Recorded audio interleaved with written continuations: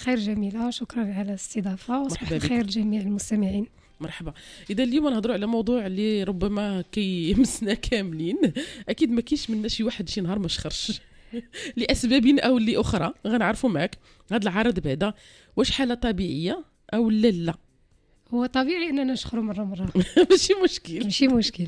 الغير طبيعي انها تكون الغير طبيعي باستمرار. هو اللي غنهضروا عليه هو الاستمرارية في الشخير، وهو الأعراض، واحد الأعراض مصاحبة للشخير، يعني واحد المضاعفات ديال الشخير، ولا واحد العلامات الخطر اللي كتدق ناقوس الخطر وكتخلي الواحد يجي ضروري يدير الفحص عند الطبيب ويشوف واش كاين واحد المضاعفات على الجسم ديالو ولا لا. ممتاز. دونك انا قبل فاش تكلمت على الشخير قلت انه ولينا اليوم كنشوفوا حتى رضع، كنشوفوا حتى اطفال حتى هما كيشخروا.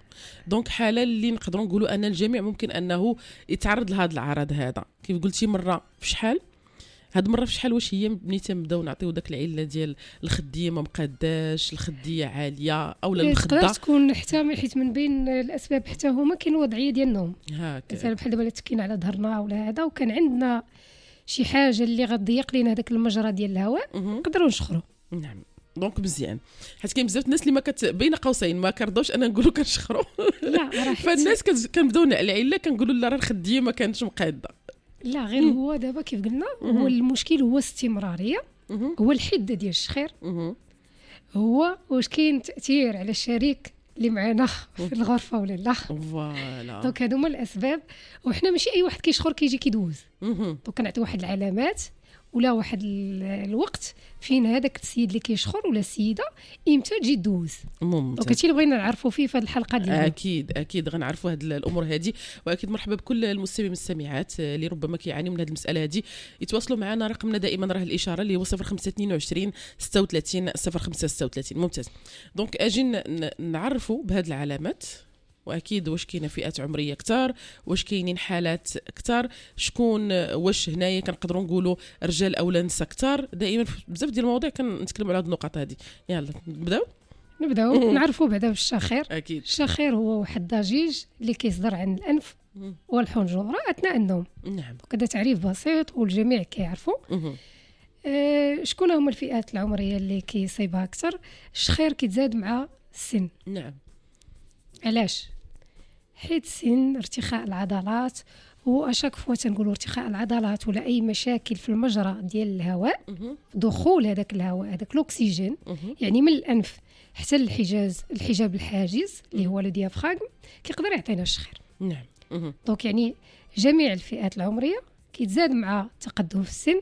ممكن تشوفوا عند اطفال ولا عند رضع كيف قلتي في المقدمه ديالك.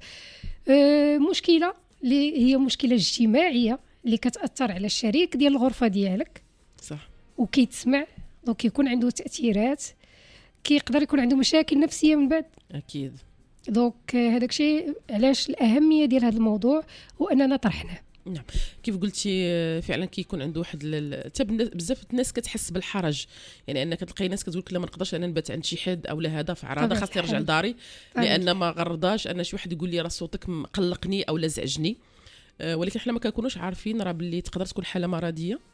تقدر تكون حاله مرضيه، وحنا بزاف المرضى تنشوفوهم في الفحص وتنقول لي انت كتشخر، تيقول لك لا ما يمكنش انا نكون كنشخر. كتقول ليه وسول الشريك ديال الحياه ديالك ولا الشريك ديال الغرفه ديالك.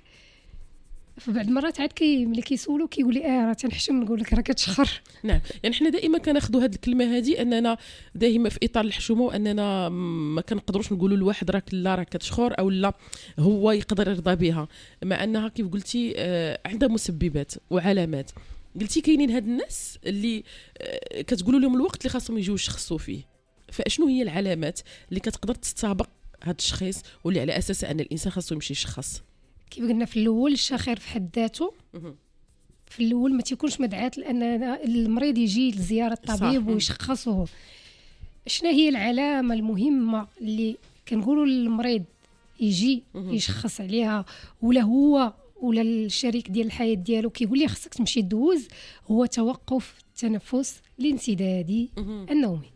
نعم. يعني اثناء النوم. اثناء النوم. وهنا كيكونوا علامات غير مباشره هما اللي تيقولوا لنا راه هذاك السيد راه يقدر يكون عنده واحد توقف التنفس الانسدادي النومي. كمثال كتكون الالام في الصباح، كينوض راسو ضارو، كيجي نعاس بزاف النهار، كيكونش عنده التركيز، تقدر تكون عنده العصبيه، كيحس براسو بحال ما نعش، كيكون عاوتاني كيقدروا يكونوا حتى حوادث السير. واحد السيده كيكون غادي تيسوق فهمتي حتى كيدير واحد الحادثه ولا هذا ما تعرفش.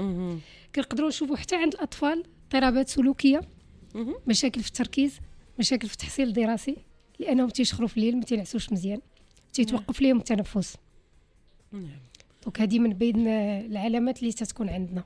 نعم، علامات اللي ماشي بالبسيطه، لان قلتي كتقدر تودي بالحياه ديال الناس ملي تنتكلموا على الحوادث وغيرها. كاين اللي كيكون عندهم ارتفاع الضغط الدموي، كيحسوا بالالام في الصدر ديالهم في الليل، تينوضوا فهمتي تيكون واحد الشخير مرتفع. علاش هضرنا قبيله على الحده ديال الشخير؟ شخير عادي شويه هذا ماشي مشكل، ولكن واحد اللي عنده الشخير واحد الحده عاليه اللي كديرونجي اللي حداه صافي يقدر يكون عنده واحد توقف في التنفس اثناء النوم. نعم، غنشوفوا هاد الامور. تعرف تكلمنا على الشخير، هو واحد الصوت اللي هو كيزعج. بعد ما كيزعج الانسان اللي كيشخر، بعد ما كاين الناس اللي كتسمع الصوت ديالها، وكاين الناس اللي ربما الشريك، وهذا كاين الناس اللي كتقول لك كنعرف راسي. نعم، جمال ميكرو. اذا كاين الناس اللي كتقول لك راه كاين الناس اللي كتعرف راسها كتشخر، في الغالب ما كيحسوش. نعم انت الشريك هو اللي كيكون كيعاني، والشريك هو اللي كيجيب هذاك الشخص الاخر باش يدوز. نعم، دونك شريك الغرفه ولا شريك الحياه. هنايا ملي تكلمنا على ان كاينين حاجات اللي من ضمنها التوقف ديال التنفس اثناء النوم، وهذه حاجه اللي هي صعيبه. قلتي على الاقل كتبقى واحد 5 دقائق كل ساعه. دونك راه الانسان كنقولوا راه ما ترجع الى صح التعبير ديالي. دونك هنا شنو المسببات اللي كتخلي، شنو الحاجات اللي كتخلي ان هذا الشخير يكون، او هذا الشخير الحده ديالو تختلف من شخص لشخص؟ قبل ما نهضروا على المسببات غنقول امتى يجيو يزوروا الطبيب. واخا عند البالغين جميع هاد الاعراض اللي قلنا اللي كيحسوا بها الناس من بعد الصباح وهذا كتستدعي انه يزور الطبيب.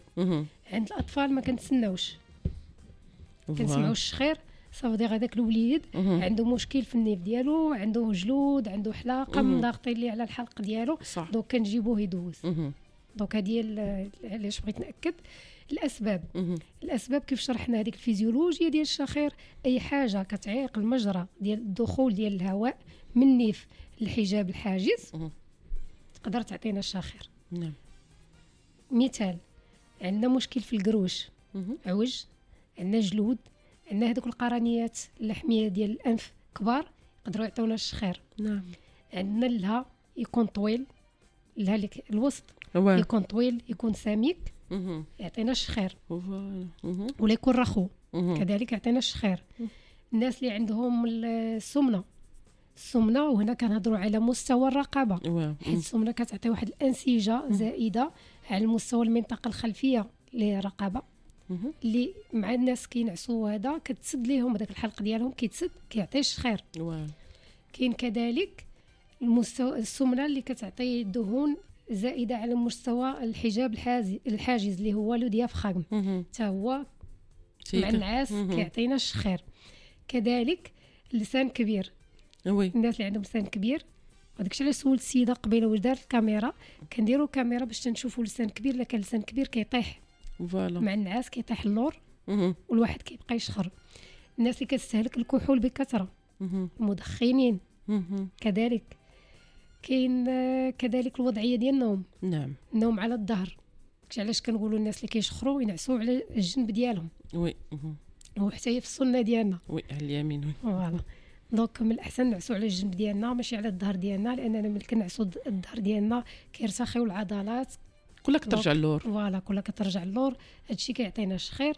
كاين العامل الوراثي حتى هو دونك لقاو بانه كاين عامل وراثي، كاين ناس اللي كيشخروا، عائلات كيشخروا. نعم، دونك هادو من الاسباب. هادشي كيتورد سبحان الله. دونك كاينين الناس اللي هما في جيناتهم انهم من غير هاد العوامل يقدروا يكونوا كيشخروا، لان الوالدين ديالهم او هذا التاريخ العائلي العضلات في كل شيء، المكونات ديال الجسم ديالهم. نعم. دونك شفنا بزاف ديال العوامل اللي كتأدي. كاين عوامل سبحان الله اللي نقدروا نقولوا كيتحكموا فيها الانسان من خلال السمنه وغيرها، ولكن كاين عوامل اللي هي نقدروا نقولوا تفصيلات ديال الشكل ديال الانسان. ملي كنقولوا اللسان كبير، ملي كنقولوا اللها، ملي تنقولوا هاد الامور فوالا التكوين ديال الانسان ما يمكنش هنايا. وكاين كذلك الحرمان من النوم. الا لاحظتينا ما كنتيش ناعس مده طويله اللي كتنعس كتشخر. وي يعني الا الانسان كان عنده ديك الارق او ما كانش كينعس، النهار اللي كينعس كيشخر. علاش؟ حيت العيا الشديد حتى العضلات كيعيا وكيرتخيو هذوك العضلات ديال الحلق، هادشي اللي كيعطينا الشخر. نعم. حتى نشوفوها حتى في المرض، بعض المرات الناس ملي كتمرض يعني كيف قلتي ان الانسان مثلا ما كيكونش ناعس او لا هذا، ولكن كينعس في وضعيات اللي هي ما مزياناش. هنا ملي تكلمنا دائما بزاف الناس كتربط الشخير ايضا بالوضعيات ديال النوم. كيف قلتي الناس اللي كتنعس حنا كنقولوها كتنعس عوجه، او لا كتنعس على خديه عاليه، او لا خديه اللي كتكون قاصحه، او لا حتى كيف قلتي على الظهر. حتى لهنا مزيان. اجي نرجعوا للوليدات. الوليدات اللي كنقولوا حنا ديما كنقولوا الشخير تيكون عند الناس الكبار.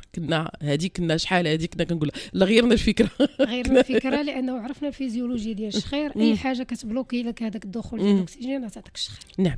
فملي ولينا تنشوفوا عند الوليدات الصغار هنا اجي نركزوا عليها بشكل كبير. قلتي تما الانسان ما يصبرش، خاصو يمشي يشخص.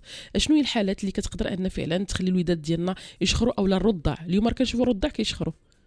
واحد الرضيع كيشخر يعني عنده مشكل في التنفس، وهذه بالنسبه للرضيع تتكون اسهل لانه الام كتشوفه مع الرضاعه ولا هذا كيتخنق ولا فوالا كتحس به لان كتكون قابطه. اي حاجه كتخنقو اثناء الرضاعه ديالو خصنا نمشيو ندوزو. كتشوف طبيب الاطفال وهو كيوجهها. نعم. وتيكونوا باينين اون جينيرال. نعم. بالنسبه للوليدات اللي يلاه كيتزادوا هذا راه كاين حتى المشاكل الخلقيه على مستوى المنطقه الخلفيه ديال الانف. خصنا نتاكدوا واش مسدوده واش ما مسدوداش. وطبيب الاذن والانف والحنجره راه كيدير لو تيست، كيقلب تما كيشوف هذيك البلاصه واش مسدوده، واش حابساها شي الحيمه، شي بلوكاج ولا شي غشاء، وهو كيقول للعائله مناش هذاك الشخير. نعم. كاين حتى المساله ديال الجلود عند الناس كاملين كتسبب. بطبيعه الحال عند الاطفال هما الاولين كاين هذوك الجلود ديال المنطقه الخلفيه ديال الانف تيكونوا كثار. الامهات كاع عارفينهم صح. هما والحلاقم. كيف قلنا اي حاجه كتسد المجرى ديال الاكسجين كتخليش الاكسجين يدخل. واحد الحلاقم كبار، واحد جلود ضاغطين على المنطقه الخلفيه ديال الحلق ما غيخليوش الاكسجين يدوز. نعم. ملي ما تيدوش تتكون واحد المقاومه كتصدر هذاك الصوت. نعم. يعني هذوك لي ميسكل كيهتزوا كيعطيو هذاك الصوت ديال الشخير. نعم. مازال غنشوفوا امور اخرى، ونشوفوا ملي كيوصل الانسان للمرحله ديال التشخيص كيفاش كيتم التشخيص، واكيد واش كاينه طرق ديال العلاج. واكيد مرحبا بالاسئله ديال المستمعين. نشوفوا عوامل الخطر شكون هما المعرضين اكثر. نعم. حتى قبل فاش سولتك على الرجال وعلى النساء مازال نرجع للمساله هذه نشوف علاش الرجال اكثر من النساء اللي عندهم اي مشكل من مشاكل اللي كيعطي تضيق الممرات الهوائيه، حلاقه، جلود، احتقان مزمن الانف، حساسيه مزمنه، هادو حتى هما يقدروا بطبيعه الحال. قلنا اي حاجه كتسد مجرى الهواء من النيف حتى الصدر حتى الحجاب الحاجز كتقدر تعطينا الشخير. نعم. دونك هادو العوامل الخطر، وهاد الناس هما خاصهم يتبعوا كل مره قبل باش يعرفوا. هذه حاجه. الرجال اكثر من النساء حاجه عاديه، ما كاينش سبب علاش. تباين شويه زعما كاين شويه طفيف، ولكن كيف كنقولوا فهمتي سينيفيكاتيف. يعني الرجال هنايا اكثر من النساء. وكاين شي عوامل كيف قلتي الناس اللي كتدخن، الكحول، السمنه، اللي عنده شي مشكل انسداد في المجرى ديال الهواء كيف ما كان في اي بلاصه، دونك يقدروا يكونوا اكثر عرضه انهم يديروا الشخير ويديروا توقف التنفس الانسدادي النومي. نعم. دونك حنا ملي نتكلموا على التشخيص، هاد الناس ملي كتجي تشخص شنو هي الامور اللي كتطلبوا منهم، شنو هي الامور اللي كتسولوهم، واش الناس فعلا اليوم كتجي تشخص على الشخير؟ بطبيعه الحال كاين واحد لا دوموند كبيره على في لا كونسلطاسيون ديال الشخير، لانه كيف قلنا كيدير مشاكل مع شريك الحياه ومع شريك الغرفه. دونك وكيكون تاثيرات حتى على الصحه. غنهضروا من بعد على المضاعفات. دونك اول حاجه اللي كيديرها الطبيب هو داك لانتيغوغاتوار ولا هذاك كيسول المريض، وخصوصا كيسول الشريك ديال المريض اللي كيجي معاه اون جينيرال، لانه هو اللي كيسمع كنقولوا ليه شنو هي الحده ديال الشخير، شحال مره كيشخر، واش يوميا، واش شحال من مره في الاسبوع، نعم. واش الحده، واش كيفيق، شحال من مره كيفيق في الليل. دونك هادشي كامل كنسولو عليه، لانه تعطينا واحد الفكره على هذيك الحده ديال الشخير وعلى الاحتماليه ديال توقف التنفس الانسدادي النومي. نعم، حيت هذاك هو اللي كيهمنا اكثر. نعم، ممتاز. دونك حنا ملي تنتكلموا على هذه النقطه ديال الشخير، شفنا ان الناس اليوم ولات كتمشي تشخص، ولات كتسول على هذه المساله هذه، لان كيف قلتي كدي العامل اللي يقدر ان الانسان، واش الا الانسان بدا يتوقف له هذا التنفس اثناء النوم يعني وما حسش به وما شخصش به، شنو الدرجه القصوى ديال الخطوره اللي يقدر يوصل لها؟ يموت. نعم، سكته. نعم، يعني ان الانسان ما ردش البال او لا ما كانش معاه شي حد في الغرفه، يعني شركه الغرفه او لا شركه الحياه، يعني الانسان ما غيردش البال، يقدر يموت. دونك هذا هو المشكل، وهادشي علاش حنا درنا هذه الحلقه باش ننصحوا اكيد ويكون كثير من التوعيه. نعم. العلاجات، الناس غتبغي تعرف واش الشخير عنده علاج؟ نعم، مازال بزاف د الامور كتشوفوها في هذه النقطه هذه. اييه. دونك هنا كنا هضرنا غير على المرحله ديال الانتروغاتوار ولا السؤال ديال المريض وديال الشريك ديالو، مي مازال ما درناش الفحوصات. الفحوصات كنقلبوا المريض، تنشوفوا بعدا الوزن ديالو، كنشوفوا واحد لوبيزيتي سورتو ابدومينال يعني الكرش. علاش؟ حيت الناس اللي عندهم الكرش كبيره ملي كينعسوا كيضغطوا على هذاك لو ديافراغم ولا الحجاب الحاجز. وكل شيء كيتضغط، يعني فهمتي هذاك الاكسجين ما تيبقاش يدوز بطريقه سلسه. هذاك الشيء علاش كيعطي الشخير. علاش كنقولوا حنا واخا يقولنا انا راه ماشي ما غلطتش، ولكن تنشوفوا واش كاينه لوبيزيتي ابدومينال. كنشوفوا على مستوى الرقبه الناس اللي عندهم السمنه ودهون على مستوى الرقبه، كنعبروا الرقبه. هنا بالنسبه لي فام فهمتي ما خصهاش تفوت 40.5، وبالنسبه للرجال ما تفوتش 43. دونك هادو يعني دي شيفر فوالا بريسيز. كاين كذلك كنشوفوا المجرى الهواء كامل كيف قلنا، غادي نشوفوا النيف واش كاين شي بلوكاج، شي حاجه اللي كتحجز دخول الهواء، يعني كيكون واحد ليكزامان اللي تيكون يعني مينيسيو دقيق. كنشوفوا الانف، كنشوفوا الها، كنشوفوا اللسان، كنشوفوا كيف قلنا الرقبه، كنشوفوا واش ما كاينه شي مشاكل صدريه، كنشوفوا واش كاين سمنه على مستوى البطن ولا ما كايناش، كنشوفوا واش كاين سمنه على الشكل زعما على الاجمال، واش كاين واش مريض سمين ولا لا. فوالا كنشوفوا كذلك كنديروا الكاميرا، راه سول السيده قبيله واش درنا الكاميرا كتبين لنا الحق كيفاش داير، واش كاين واحد التضيق ديال مجرى الهواء اللي كيبان لنا في الكاميرا. كاين لسان كبير كنقولوا هذا اللسان راه غادي يرجع. كاين كذلك كنشوفوا على مستوى الفك، كاين الناس اللي عندهم الفك السفلي سورتو راجع اللور، هادو يعني اللسان ضروري غادي يطيح ملي غادي ينعس. صح، ما كاينش فين غادي يرتاح هذاك اللسان فاش كنكونوا ناعسين. دونك يعني حتى هما تنقلبوهم. كنديروا بعض المرات الا شكينا كنديروا تلفازه، كنقدروا نديروا حتى الاشعه مقطعيه نشوفوا شنو كاين. دونك هادو كاملين كنديروهم. وكيجي التشخيص الاخير اللي هو الموجات الدماغيه ولا كنديروا التحليل ديال النوم.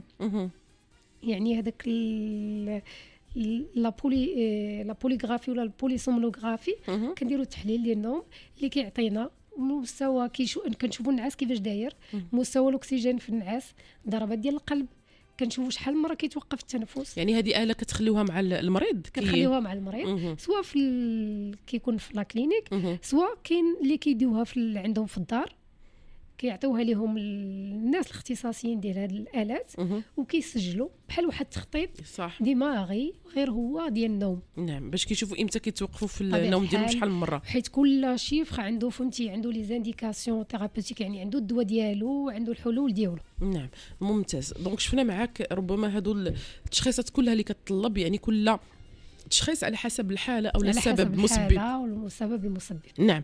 دونك الناس ديما تبغي تعرف، حنا ملي تنشوفوا اي مرض او اي عرض كنبغي نعرفوا واش كاينين علاجات ليه.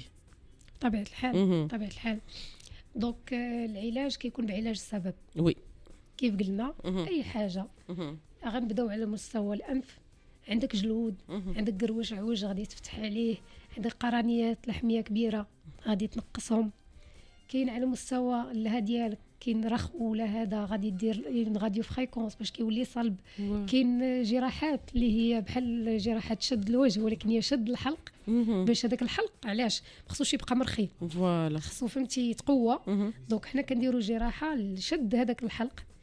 كاين كيف قلنا هذيك الراديو فريكونس كدار غير اون امبيلاتوار، يعني غير في الكابيني ولا هذا حتى هي فهمتي تتجمع هذاك الحلق وتتخليه سميك. نعم. على مستوى اللسان او هذا الا كان الحجم كبير اللسان او لها ديجا بعدا لي بروتيز. كاين دي بروتيز كيديروهم لي دونتيست، كنصيفطوهم باش يشوفوا الدونتيست باش هذيك البروتيز كتريح اللسان. كاين اللي كتثبت اللسان وكاين اللي غير كتوسع لينا هذيك هنايا على حسب الفك ولا هذا باش ما يبقاش واحد الاكتضاد اثناء النوم وما يعطيناش هذاك كيديروا غير في النوم. كيديروا في النوم حيت المشكل كيتطرح في النوم. دونك هذه حاله، هذا حل بالنسبه للناس اللي كيكون عندهم كيف كنقولوا اللسان او الفك. على مستوى دلها الا كان راه ورا كاين الات اللي كتقاد باش انها كتصلب او لا هذا.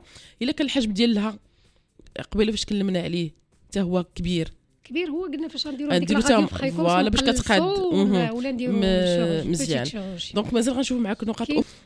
شفنا اول شيء ان العلاجات كتمشي على حسب المسببات، وكاين علاجات اللي ولات ستاندار دابا اخر العلاجات. دونك كاين حتى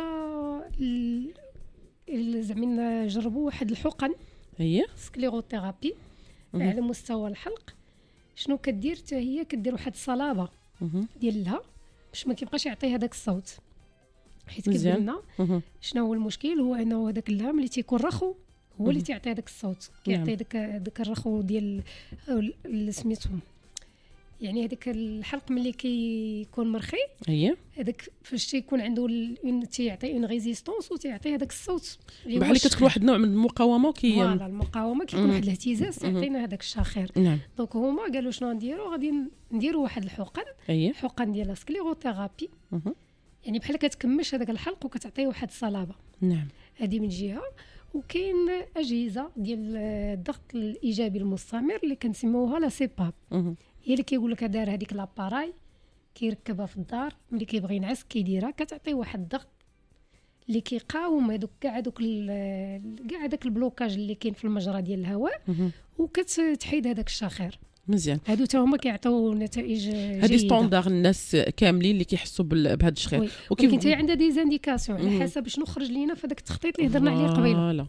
يعني ضروري من داك التخطيط هو اللي كيبين لك. طبيعه الحال ما يمكنش دير هذا الجهاز الضغط الايجابي المستمر الا ما درتيش تخطيط. نعم ممتاز. دونك هادو العلاجات اللي راه متاحه كتعطي فعاليه او لا كتاخذ المده باش انها تعطي فعاليه؟ الفعاليه او كاباركا، يعني كل واحد على حسب المريض على حسب السبب. وكنبقاو كيف كنقول انايا المريض ملي تيجي العلاج ديال الشخير كيطلب الصبر. نعم. دونك كنصبروا كنمشيو مرحله بمرحله، كنحيدوا لي بلوكاج كاع اللي كيبانوا لينا كنعالجوهم، وديك الساعات كنشوفوا مرحله بمرحله وكنشوفوا التجاوب ديال المريض. ممتاز. دونك الانسان كيصبر، الانسان خاصو يشخص، والانسان خاصو ما يستهنش ملي يكون عند الدراري الصغار، لان خاصنا نبطروا باش اننا نشخصوا حتى على الناس الكبار. ما هضرناش على المضاعفات من غير هذاك الشيء اللي قلنا ديال التوقف التركيز والعدوانيه واضطرابات السلوكيه اللي عند الطفل الصغير ومشاكل في التحصيل الدراسي عند الطفل الصغير. كذلك كاين مشكل ديال المشاكل القلبيه. نعم. ارتفاع الضغط الدموي، امراض القلب، مشكل ضربات القلب، وكذلك المشكل الكبير اللي هو السكته الدماغيه لا قدر الله. نعم. دونك هذه كلها امور من المضاعفات ديال الشخير. نعم. يعني الشخير ماشي مساله غير صوت اللي كيزعجك او اللي يزعج الناس، مي راه الحال هو ابعد من ذلك. نعم. دونك هادشي علاش خصنا اننا نتكلموا على هذه النقطه هذه اليوم. رفقتك الدكتوره ليلى رفيق، واكيد نجاوب على الاسئله المستمعين اللي تلقيناها. تفضلي. جوج سطور على تفضلي على نمط الحياه مرحبا باش يعيش المريض ديال الشخير ينقصوا الوزن. نعم. تيجي المريض راه تنقولوا ليه خصك تمشي عند نيوتريسيونيست، عند اخصائي التغذيه تنقص الوزن ديالك. نعم. وخص فهمتي يكون هذاك المريض الا ما كانش مستعد وما كانش فهمتي يعني ديسيبليني انه يكمل العلاج، كنقول ليه من الاول بلا ما تبدا. نعم. دونك ينقص الوزن ديالو، يدير الرياضه، يحيد الكحول، يحيد المهدئات، لان المهدئات هي كترخي العضلات ديال الحلق وكتعطينا الشخير. الناس كياخذوا المهدئات حتى هما يردوا البال. صح. اي حاجه، المنبهات، الكحول، التدخين، يدير الرياضه، الماكله تكون متوازنه متوازنه، اي حاجه اللي كتبلوكي المجرى ديال الهواء يعالجها، كيف قلنا قروش، جلود، حلاقه.